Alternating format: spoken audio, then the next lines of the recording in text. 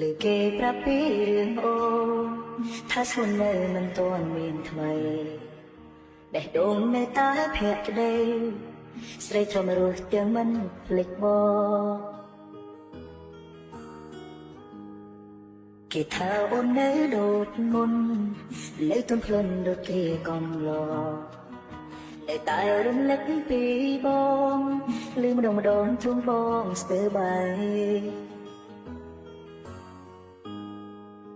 ចង់ធ្វើទៅរកអូនណាអាចដឹងសងសាចាំងបងអើយតែយើងចប់ជួលនឹងហើយបកក្រោយមិនបានឡើយថ្លៃចង់ធ្វើរកសងសាចាតែបារម្ភពីសងសាថ្មីខ្លាចគេត្រូវឈឺរីងរៃព្រោះស្គាល់គេទៅបងតែស្មោ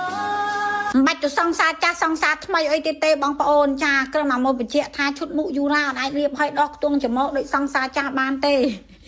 សង្សារចាស់ធ្វើច្រមុះបើចង់បានស្បែកមុខថ្លាមាត់ទន់រលោងបាត់មុនកប់មុនខ្ទង់មុខស្នាមកុំភ្លេចជាមួយនឹងឈុតមុខយូរ៉ាណាប៉កែខ្លាំង